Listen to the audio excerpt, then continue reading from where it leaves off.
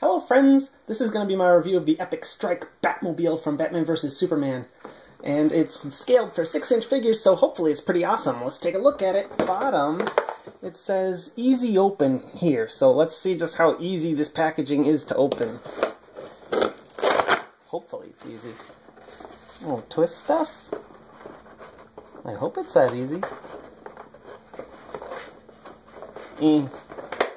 Nothing seems to be happening. Twist it. Oh, twist that first. I'm dumb. Twist that. Then this. And it comes out. Oh, one thing came out. Still stuck, still attached with something. These plastic things are really in there. This is like attached to the actual car. Oh, there we go. They were attached to them right in there. But now, the thing's finally out, and now I gotta deal with this string thing. Oh my god! Look at this monstrosity of tangled mess. It took me a while to finally untangle that string, so I don't think the packaging's that easy to open, Mattel, but I gotta say it was okay in the sense that I didn't need a knife or a pair of scissors to open it up and get it out. But it's out now, so now we can take a look at the sculpt. For the most part, from what I can tell, the sculpt is very accurate to the film, with one exception, and that's these gun turrets. The Batmobile and Batman vs. Superman had gun turrets, but they were not this big, Mattel. These things are huge by comparison. Other than that, there's a few disappointing things with the sculpt, namely these plastic tires. I mean, Mattel's done rubber tires for Batmobiles in the past, and Batmobile for the Dark Knight trilogy, but these are just, even though they're plastic, they're even worse, because they're hollow inside, and they just come off feeling very cheap. I don't know if this is a positive or a negative. I feel it's kind of a positive, actually.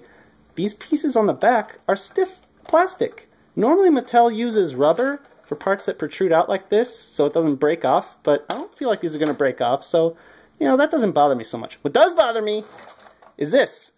There's no jet engine in the back. All Batmobiles since the 1960s TV show have had jet engines, turbines, whatever you want to call them, in the back, and this one doesn't.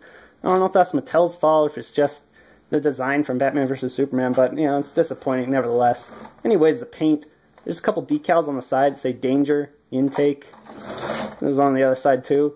I don't know why Batman would put that on his secret car. He built it himself, and wouldn't he know where the intake is? Anyways, headlights have some paint. It's kind of brown. Shouldn't it be yellow?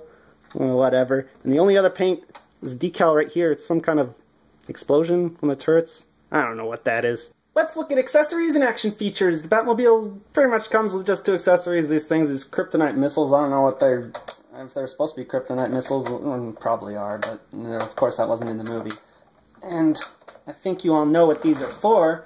You get Superman there, and you shoot him, and maybe get a little closer, and... No, he sure is a man of steel. He ain't going down. There's one other action feature. Take Superman or any other figure, fly him into those turrets, and... well, bam! Those panels go flying off. I guess that's kind of based on the scene in the movie where he rips off the panels.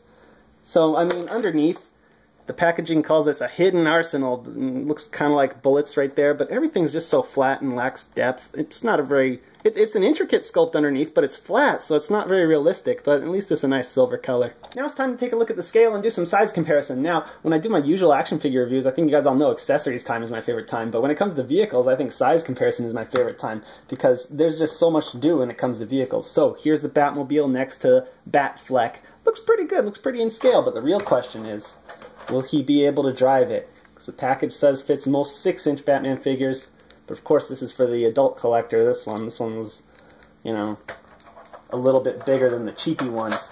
Hopefully he fits. He fits in there right now. Get in there! Okay, he technically fits, but he's obviously a little bit too big for this. It's not really meant for him. Let's see if a real Batman can fit in there instead of Movie Master's Dark Knight Rises Batman. These were a little smaller, but I think that's going to help them out here because, yep, he fits in there just fine. He looks like he's driving a street luge instead of the Batmobile, but he fits. But of course, there's something more important when it comes to scale. How does this stack up to other Batmobiles? Well, here it is next to the Tumbler, and I gotta say, it's just a little bit longer, so it looks pretty good in scale with the Tumbler that Mattel released a few years back for Dark Knight, but it cannot compare to the original Batmobile. This thing is way longer than it. I'll put them back to back, and you can see how much longer the 60s Adam West Batmobile sticks out. This thing is a beast. It just doesn't hold a candle to that. ultimately, I think this Batmobile is kind of cool if you want a display piece to go alongside your Batman vs. Superman figure. My only real complaints are these breakaway panels. I don't like those. I'm thinking of just kind of super gluing them down, actually. And I don't like this giant turret. I might remove it because Batman shouldn't really have guns in the first place, but, you know, that's a whole different story. Some people might be disappointed by lack of lights and sounds, but for what it is, for a $20 toy, I think it's pretty good.